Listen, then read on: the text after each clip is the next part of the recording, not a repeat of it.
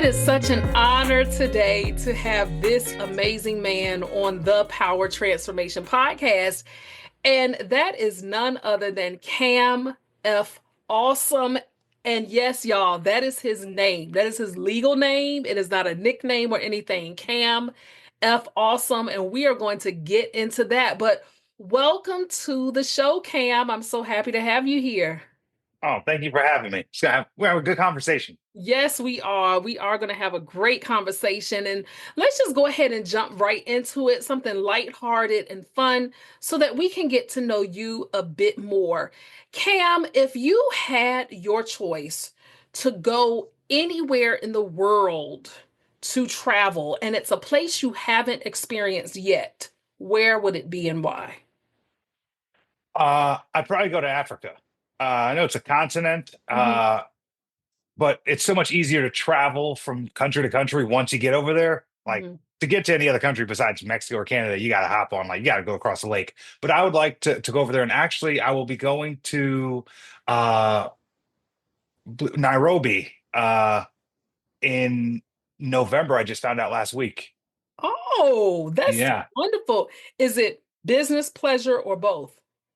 So it's a mission trip that they're going to open up a boxing gym, and they reached out to me, and I was like, "Yeah, I I will go." So I'm going to go there, do a talk for all the youth. They're not boxers yet; they're opening up a boxing gym. So I'm going down there for the grand opening to share my story about boxing and talk about how discipline can change my life. And so I'm excited to go see the motherland. Yes, indeed. I'm excited for you. I haven't traveled extensively in Africa. I did go to South Africa a couple of years ago. It was beautiful. And I literally did practically the whole country. I was there for a couple of weeks and it was Oh, so much fun. Went on a safari, then, of course, went to Cape Town. Also, I saw Robben Island and Johannesburg, just different parts of it. And I definitely want to go back. It was surreal, and I know you're going to have a ball over there. And I actually know someone right now who's in Kenya for a couple of weeks, and she'll be coming back. So enjoy yourself then. So yeah. you did mention about they're opening a boxing camp, and we are going to be getting into that because for people who are looking at the video of this, we see a boxing glove in the background, and people who are hearing this might not be able to see that. But boxing is a huge part of your life, and we'll talk about that. But first, Cam, if a person were to ask you this simple question, how would you instinctively respond? Who is Cam F. Awesome? A dude who entertains and inspires. That is my why. Wow. A dude who entertains and inspires. Now, you definitely are inspirational. You have such a story of overcoming obstacles, resilience, bouncing back, and more. And you are Cam F. Awesome legally. You did share with me that wasn't the name you were born with. We don't have to talk about that name, but I am curious about this. Share with us, Cam, briefly, what was life like for you growing up? And how did that early version of you handle adversity? Well, and I'm not worried about my former name, dead naming, or anything like that. I'm completely aware with my reality. Although Uh-huh. oftentimes I'm Delulu because it helps me get to where I want to go. But Mm. my name used to be Lenroy Thompson, and not as my middle name was Cameron, so I just shortened my first name to Cam and changed it Oh. up. But who I was early on in life was I was a person who told myself, well, we all tell ourselves stories, but I caught myself in a feedback loop of telling myself an untrue story until it became true. Hmm. In third grade, I was getting bullied a lot, and I had a kid slam my head into a wall, and I was sent to the hospital with a concussion. Every time this kid saw me, it was on site. He was after me. And it got to the point where the school would release me 10 minutes early so I could get home before he got to me. Now, as I say it as an adult, seems kind of crazy, but everything's normal when you're a kid. Mm. And that walk home for me is really what created the story in my head because it was an embarrassing walk. Like the idea of like packing up your school bag before everyone else and everyone watches you walk out the class And I was like, all the students knew why I was leaving early. I knew why I was leaving early. I thought the parents in the student pickup line knew I was leaving early. And it was because I was a coward. I was afraid I couldn't defend myself. Mm. And that's the story I would tell myself on my walk home. And I continued to tell myself. And we tell ourselves a story and we pick a role for our character to play in that story. And in that in that role, I was helpless. And I continued to tell myself that story that I was afraid. So I was very good at avoiding altercation. My character was so good at it that in middle school, I volunteered in the nurse's office during my lunch hour, not because I was trying to give back. I was just terrified of being in the lunchroom around all those people because something might happen. An altercation might break out, a fight might happen. And that fight never did happen until my first week of ninth grade. And I got into my first fight and I lost that first fight. But in my defense, she was very strong. Oh, wow. She was very strong. She, Oh my. she, and I didn't come from the household where you're going to live that down when you get home. Uh-huh. It was like home wasn't like a safe space. You're getting roasted. Oh my gosh. Oh my goodness. So this happened in terms of bullying, being picked on, happened for quite a long time. And so you ended up, Cam, eventually learning about boxing. And boxing actually started as a way for you to do a couple of things that you shared with me offline. Take us on that journey about when the rubber met the road where you said, okay, something's got to give. I want to learn how to defend myself, if it even happened that way. But how did Yeah. boxing come into your world? I realized the story I was telling myself, and I was a part of the story, and I didn't like the role I was playing. So I thought if I joined the boxing gym and became this big buff boxer, people would leave me alone. Mm. If I became this big buff boxer, I could defend myself against bullies. Also, if I became this big buff boxer, your boy could probably get a date to prom. And I didn't. Mm. Yeah, we went as friends, but we're still Facebook friends and things take Ah. time. But the plan was to go to the boxing gym because I thought if I changed my character's appearance, it would change my character's role in the story I tell myself. And Mm. I thought if I became this tough boxer, people would leave me alone. So when I got to the gym, I was 16 years old, and I thought the harder I worked out, the faster I would be safe. So I started doing what all the other boxers weren't willing to do. I showed up early, pushed myself. I trained hard. I asked the right questions. And in my focus of being safe, I accidentally became better than all the other boxers in the gym. Mm. Uh, and it was just because I was willing to put in the work they weren't willing to put. And I realized the talented people were at the greatest disadvantage because they had the greatest starting point because they were Mhm. naturally gifted, but they never developed the skills to keep it. Everything they have, they were just given their talent. They've never worked for anything. So when I worked hard and I now have the skill they have, we're both even, but I have hard work on my side. I want to ask you something. When you said that you did it because you wanted to be safe, my brain sometimes thinks in so many different directions. Think back to when you were that 16-year-old boy going into that gym looking for safety. What did safety mean to you back then? Ooh, safety meant being able to protect myself physically. Mm. And it was, and what was the crazy part was I was suffering with, I was dealing with weight issues and I was very insecure. And I Mm-hmm. was even so truth is I went rollerblading for months every morning before school to lose weight before going to the boxing gym because I was so afraid of being around boxers. Because if there are bullies in school, there could only be professional bullies at the gym. Mm-hmm. Wow. So it was a means for you to get in shape also, but it was a bit deeper than that as well. Yeah. That's Yeah. interesting. That's really interesting. So how was the response at home when you presented to your parents at home that you wanted to box? How did your family receive that news? Uh, they knew I was going to the gym for like the workouts, but my Uh-huh. dad was not very supportive of me fighting. He said I had weak wrists and wouldn't be a good boxer, Mm. which weird statement. Still to this day, a weird statement. But a I also function with a lot of FU energy. Uh-huh. So if you tell me I can't do something, I'll go Yeah. dedicate my entire life to prove you wrong. And yeah, I did.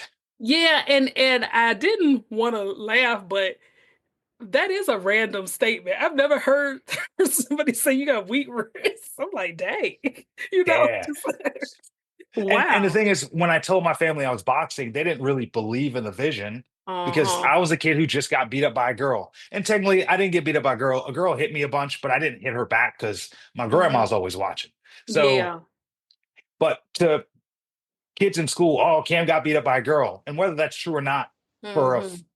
14, 15-year-old, that means a lot. Hmm. But when you started to box, when did you realize like, yo, I could be great at this? Was it when you were just starting to just outdo everybody? No, it was actually so I started boxing at 16, Uh-huh. and like the start of 11th grade. At the end of 11th grade, my parents moved from New York to Florida. And this would be devastating for a lot of students That's because your culture senior shock. year, It could be. Yeah. oh, it was the greatest thing that ever happened because I was a Ooh. kid who got beat up by a girl in New York. Mm-hmm. I can be whoever I wanted to be in Florida. Mm-hmm. I got to rewrite my story, make it develop a Jamaican accent and know the difference. Mm-hmm. And I decided I didn't develop a Jamaican accent, but I decided I was going to be this outgoing, charming, funny guy because I was like, that's what I want to be. And I got to be that person. Hook, line, and sinker. Everyone in Florida bought it. Yes. Wow. And And the you magic, started to oh, create your own identity. yeah, I created that identity. My boxing gym was a 6 mile walk from my high school. Mm-hmm. So it was a 3 hour walk. Remember iPods? Yes, I Yeah, do. I didn't have one. I just had to walk for 3 hours with just my thoughts. Mm-hmm. And which is weird. I'm an oddly optimistic person. And I could tell you when it happened, I was like probably 9 years old. My mom went inside to go pump.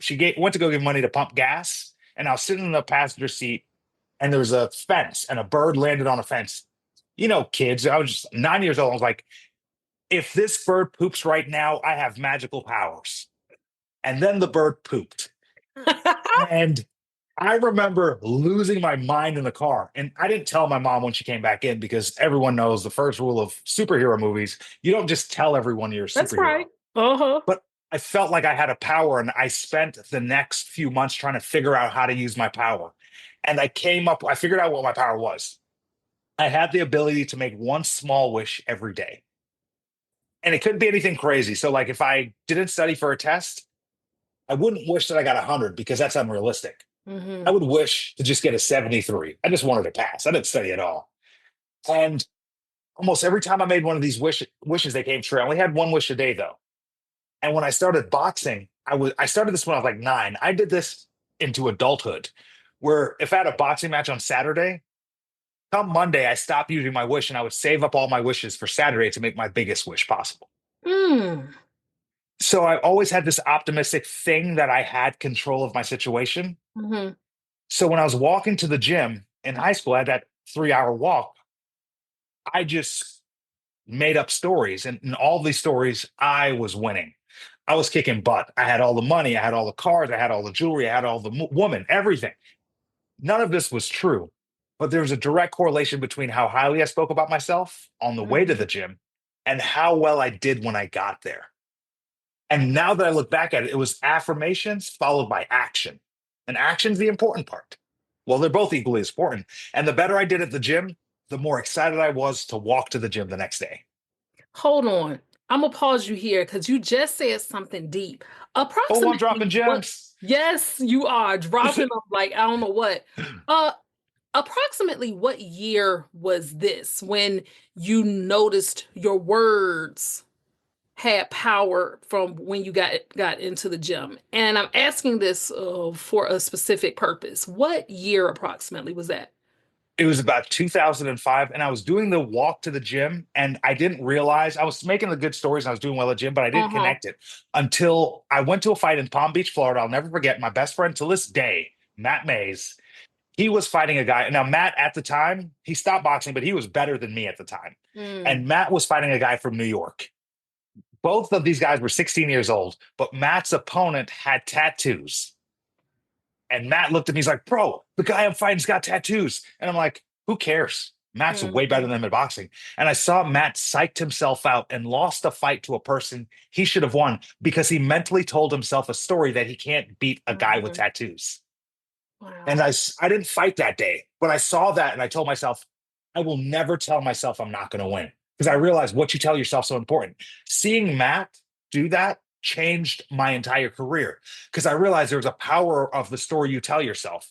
So I doubled down. I started telling myself I'm going to win all the time. I'm the best. It also rubbed a lot of people the wrong way. Screw them. Mhm, And mhm. I believed in myself wholeheartedly. And within 2 years, I became the number one boxer in the country.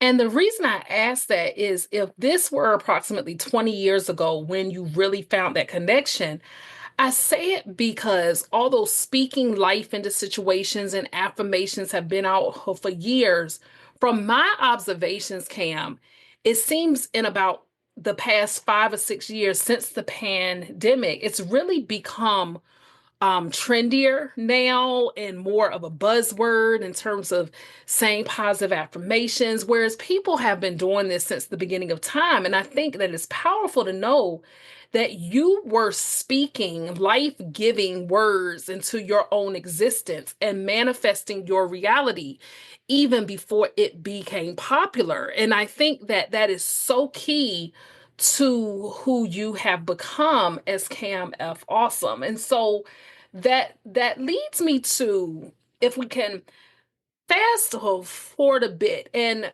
I always tell my audience with my guests, I like to get surface info so that I can ask the really deep questions in the podcast.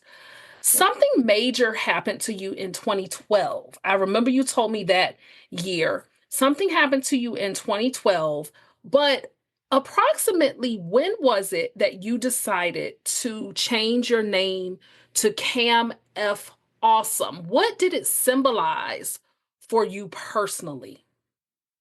So I changed my name in 2013. Okay. 2012 So yeah, let's is go what back led to then. it. Yeah. Mhm. 2012, I won nationals in 2008. I became captain of the USA national boxing team. It was crazy. 2 years ago, I couldn't make a team, and so I've never made a team in school. So I've never played any sports. Then I Wow. was captain of the USA national boxing team in 2 years. And as a number one boxer in the country, I would go to other countries and fight their number one boxers. So Hmm. everything I was saying, I was doing, and it was just becoming more and more true. And at one point, I realized the power of experience. So if boxer A has 100 boxing matches Hmm. and boxer B has three boxing matches, and they were to fight, who'd you bet on? Mm. You'd bet on boxer A. Mhm. And you don't even know his record. It could be 5 wins and 95 losses, but experience is that powerful. So in my mind in boxing, I fought everyone. I didn't care about my record because I figured the average boxer has about 40 fights. Ooh. Once I get 100 fights, I'm going to have more experience than everyone. So boxing will become easier the longer I do it. Hold on. Did you just say you thought everyone you didn't care about their records? I fought everyone. I retired with more boxing matches than any other boxer in US history. That's powerful. Because I think that can, while we're literally talking about boxing, I think that can be connected directly to life experiences of others as well. Continue. Go Oh ahead. yeah. Yeah. So yeah, random tangent. Yeah. I used to think like when I was a kid, old people was anybody taller than me, and I was like, old people know everything. How can like you ask someone something, an old person could have been just 25 years old. They know Mhm. everything. It seemed like, and as I got older, the older people even know more. And as you know, you get older and people pass away, and you learn how to deal with arrangements and handle certain things. I realize the older you get, the more life experience you have. Mhm. And if you're able to learn from your experiences, your life should get easier the older you get. And I find that true in my case. Yo, I'm starting to get gray hair. I Uh-huh. love it. Oh, I love it. Yeah. I love it.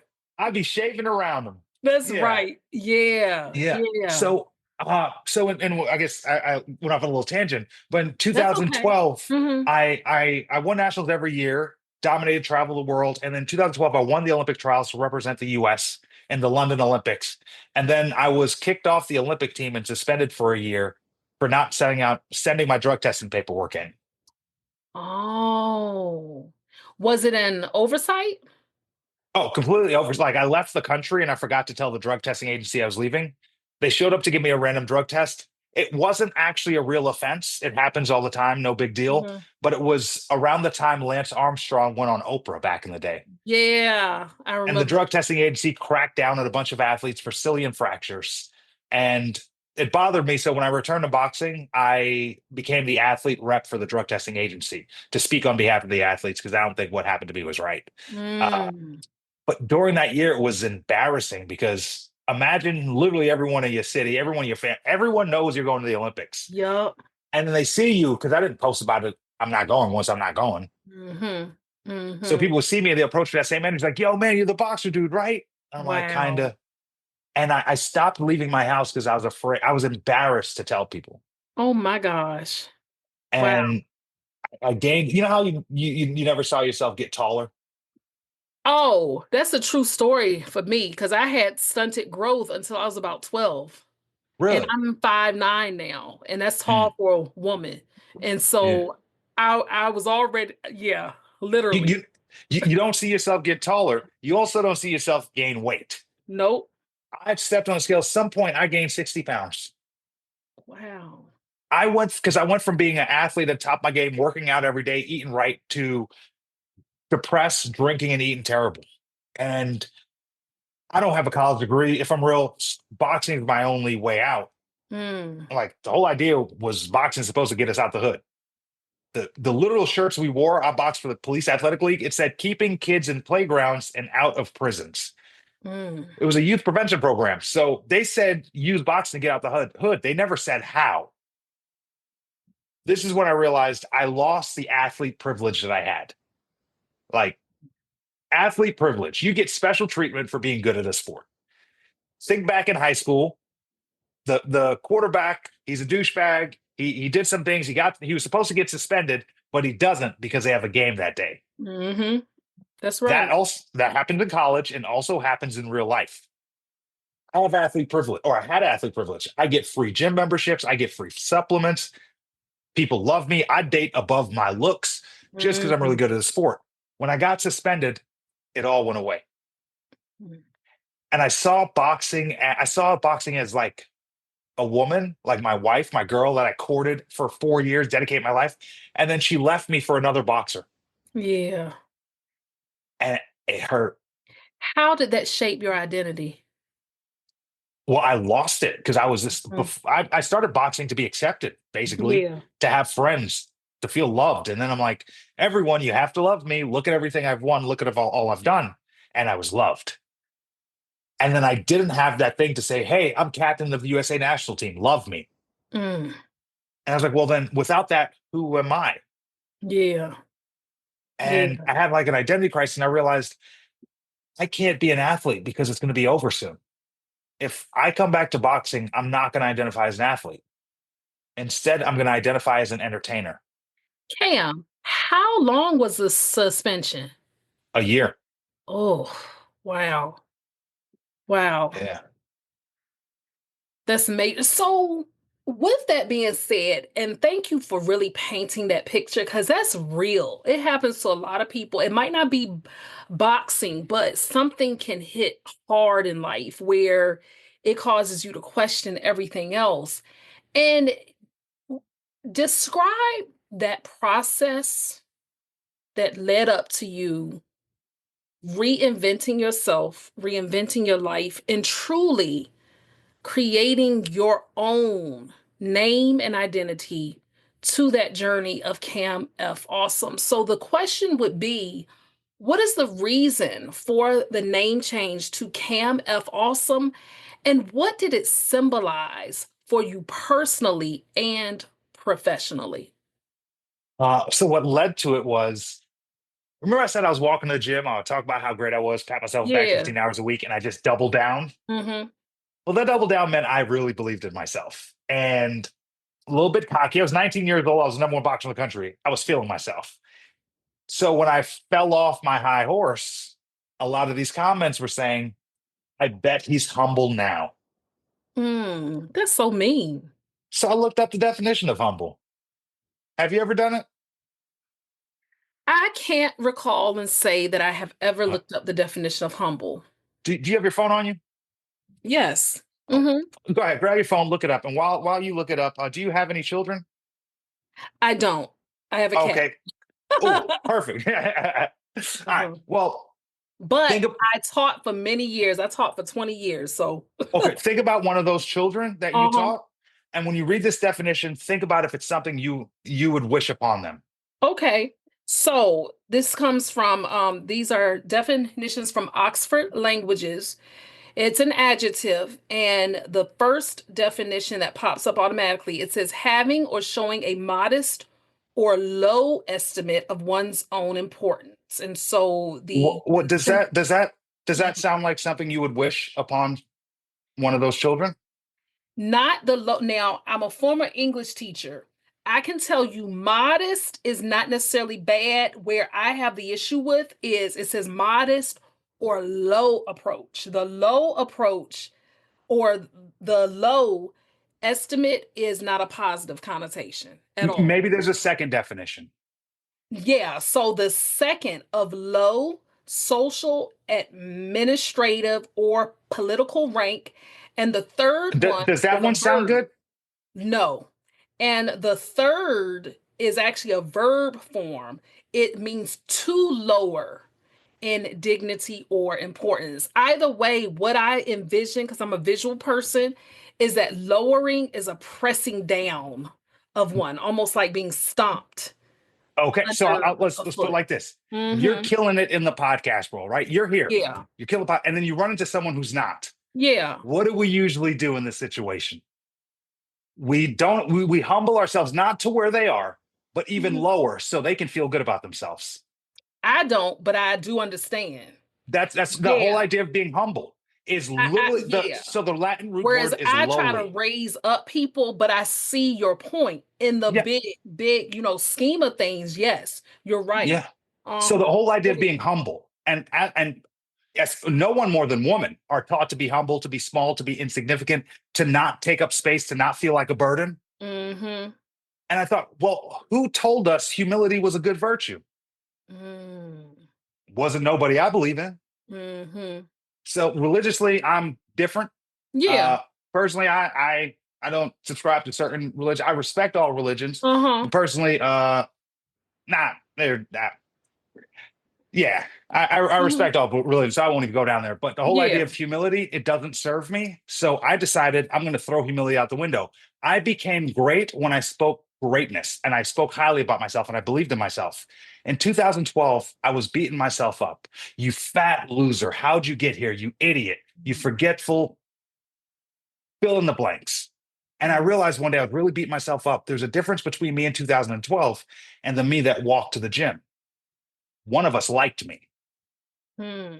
So I wanted to get back to liking me. And so in high school, I got to go to Florida and became this cool person. I got to go back to New York to walk with my graduating class. I didn't care about seeing them. I wanted to flex on them. I had a green Mustang. The door was yellow, but from you standing on the passenger side, it looked like a brand new car. And Mm. also, I had abs. I showed up to flex on them. And the second I walked into that high school, I reverted back into the unconfident 14-year-old I used to be. I couldn't wait to leave New York. Then in 2012, I figured out what that was. Mm-hmm. Charles Horton Cooley had a quote: I'm not who I think I am. I'm not who you think I am. I am who you think I think I am. And I'll say it again for your slowers, your listeners a little slower. I'm not who I think I am.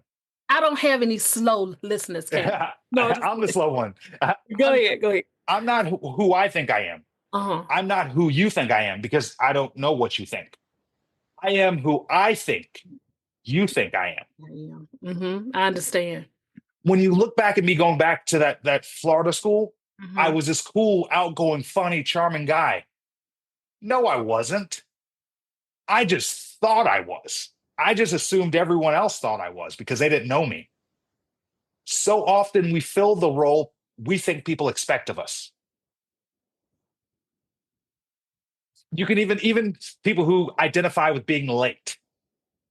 If all your friends know you as the late one, you're gonna keep showing up late. Mhm. But Mhm. if you meet a new group of friends, you tell all those friends, "Hey, sorry guys, I'm always the early one," and you show up early that first time and say that out loud, you will hold yourself to that standard because that's the new story you tell yourself. Mhm. But the second you run into those old friends, you're gonna be late again subconsciously.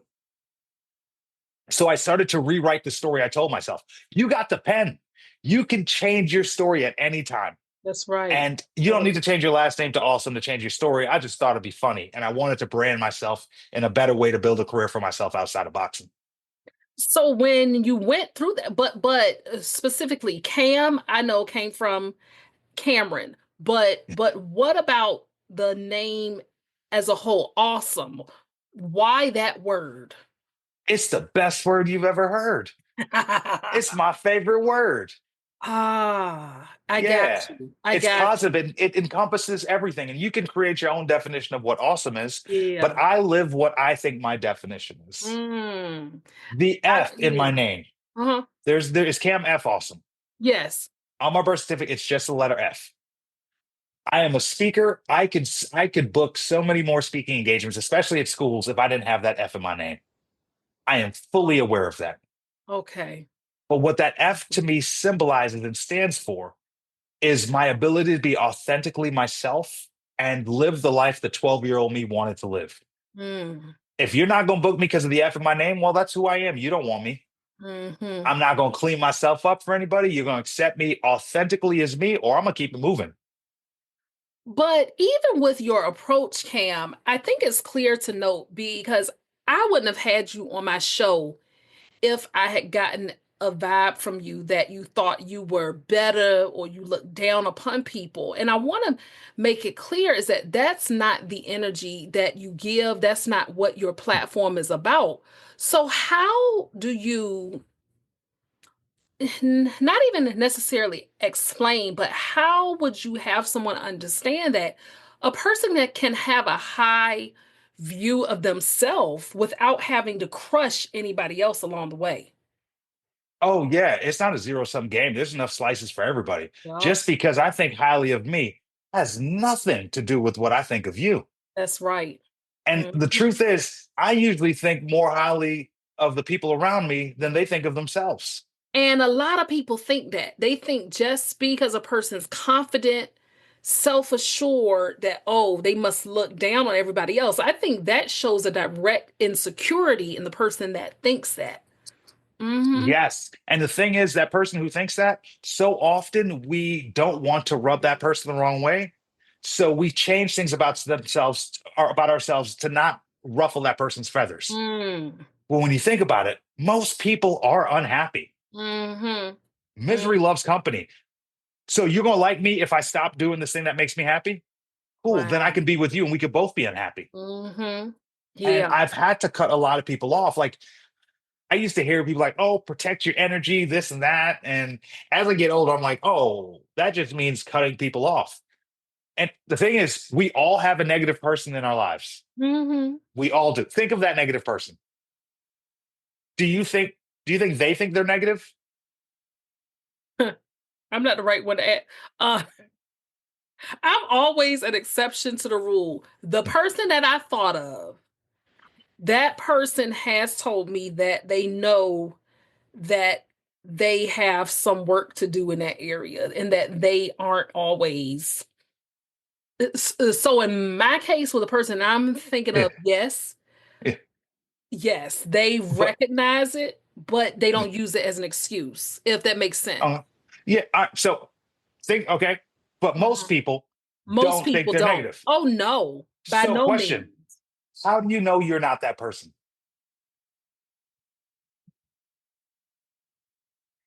I'm just saying it's just a spectrum. Yeah. Just Positivity is a hypothetical. spectrum because Uh-huh. it so we can it's all something that we can all work on. And for me, what I learned to do is work on the positive things in my life and how my brain works. So one of the things that I like to do, and I do it every morning, Mhm. I do thing I start my day before I look at my phone. I write a list of 10 things I'm grateful for Mhm. every single day.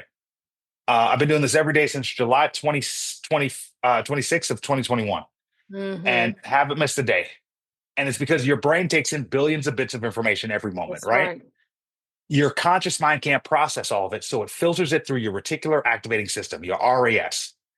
What you seek is what you find. That's the filter in your brain. So let's say you That's go right. shopping for a yellow car all weekend. You don't buy a yellow car, but after that, you start seeing yellow cars everywhere. Uh-huh. Yeah. That's the reason why whichever car you happen to drive seems to be one of the most popular cars on the road. It's not. It's just what Mhm. your brain's already looking for. Your brain can see all the cars, but it only shows you the cars it believes is relevant to you.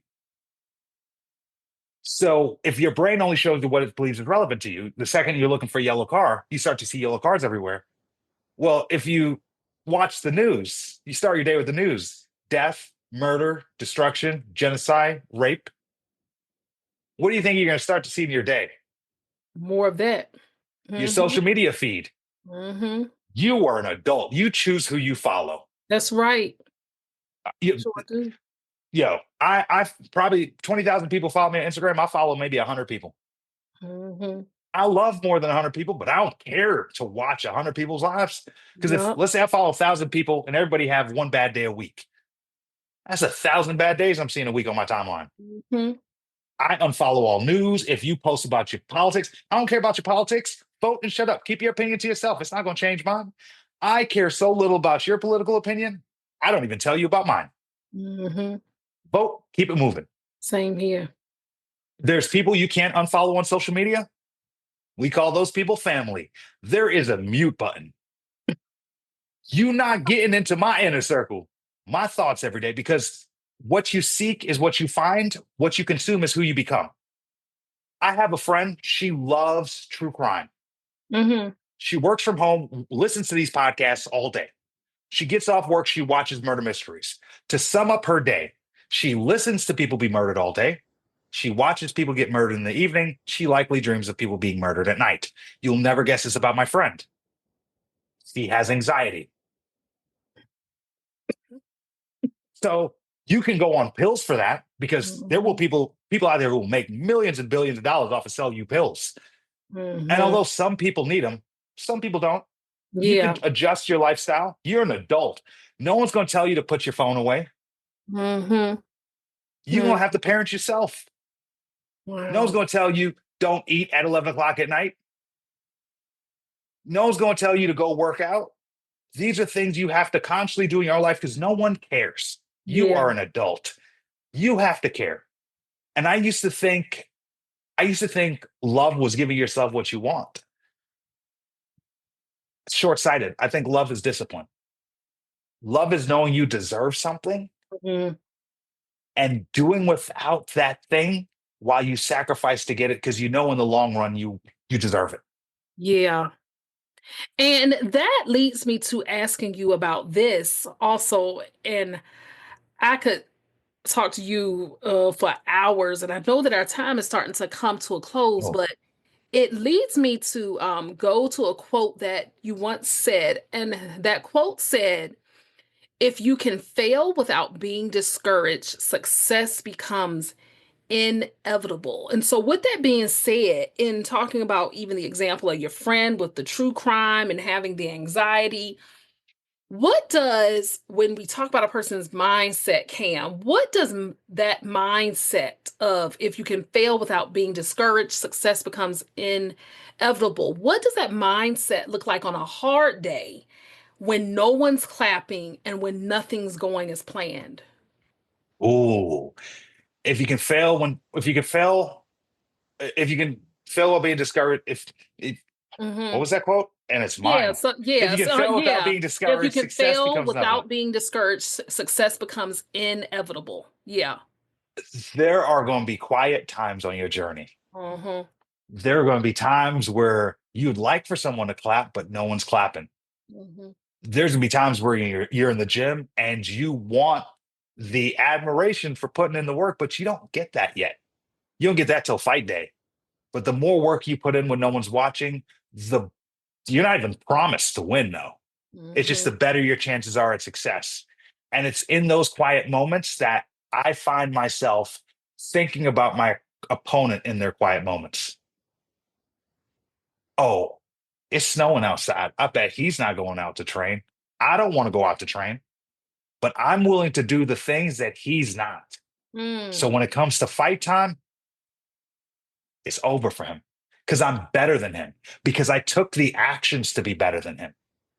Like, what are the things that he would do? And I did all the things that he would do. So that by definition would make me him. Hmm. I'm not losing because I Yeah. put in too much work. And during those tough times where you have to dig deep, that's where I think, oh, you didn't walk 6 miles to the gym. You didn't sacrifice what I had to sacrifice. You didn't miss your little sister's graduation to train. Wow. And it's those sacrifices that you have to make that allow you to walk into your power. But Mhm. until you make those sacrifices blindly, because the success isn't promised, until you make those sacrifices, you can't start walking around with the confidence of the person who done it. That's true, and that can be applied in any aspect, Cam. And so as we start to wrap this up, and I know that you do a lot for different causes and whatnot, but you've traded gloves for a mic, okay? You've traded the boxing ring for a stage.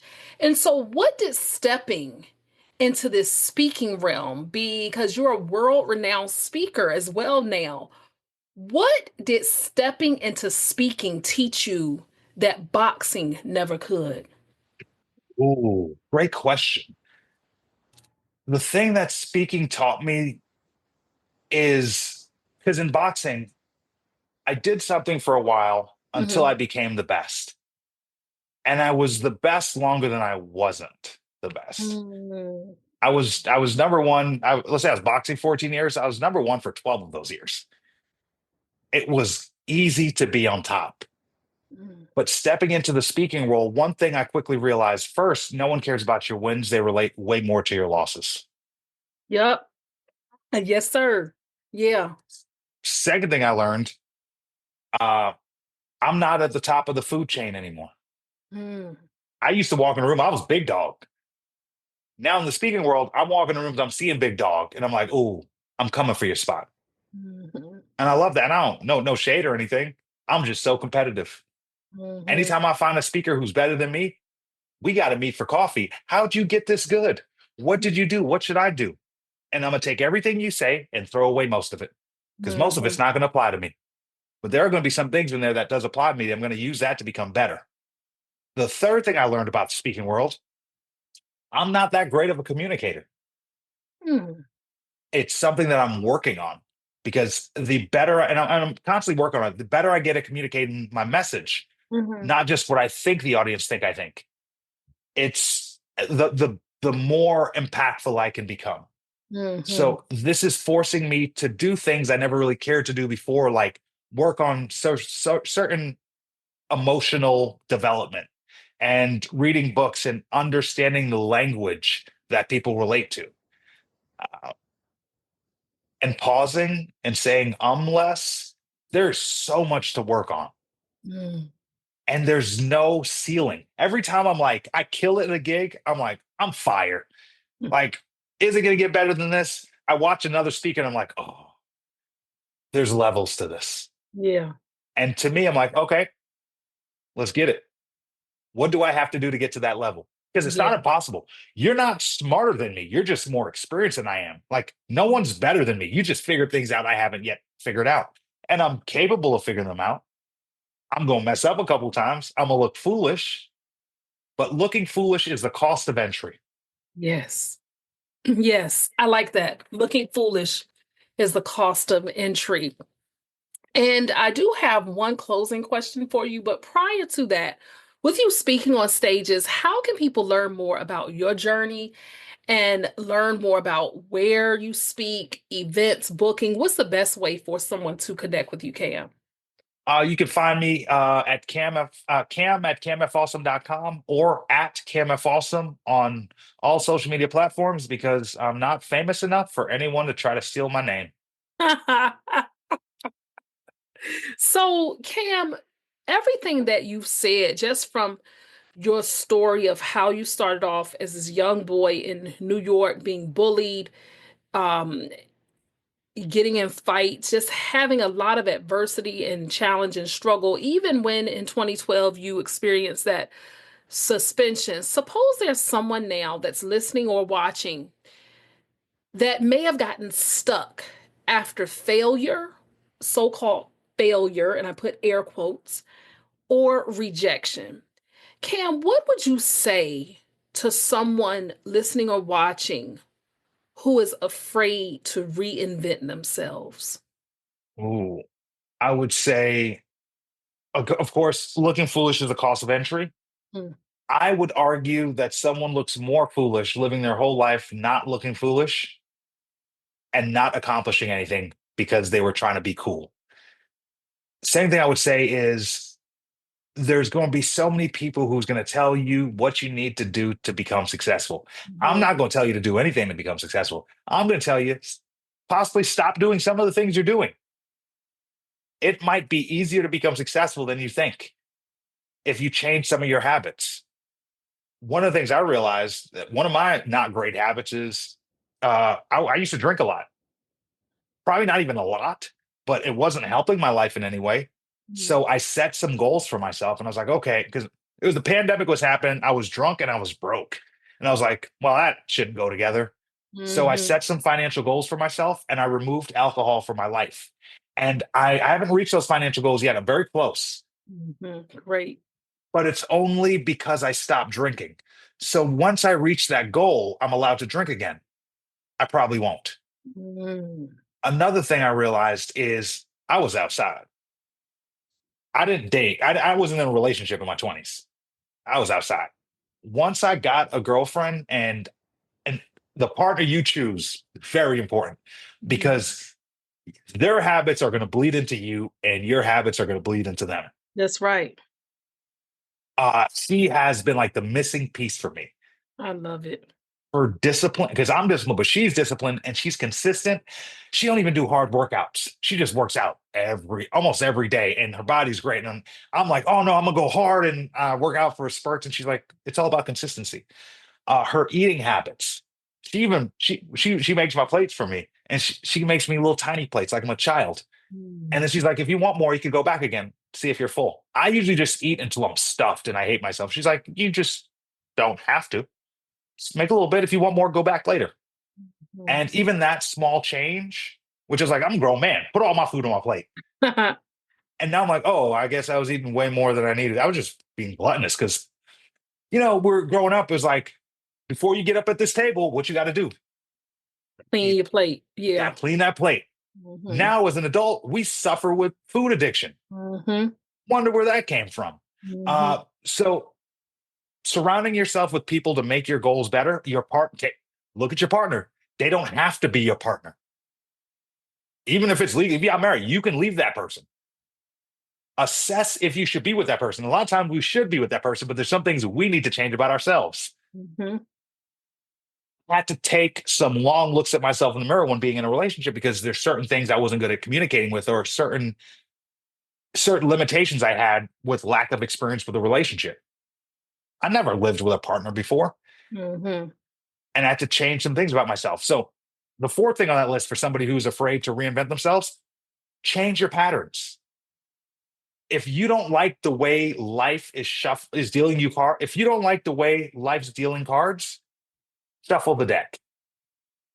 Do something different. And shuffling the deck might look so different to so many people. It might be change your job, it might be change your eating habits, it might be finding God. Whatever it is that you need to do to change your habits, if you don't like where your life is now and it's not working, try stop doing that thing.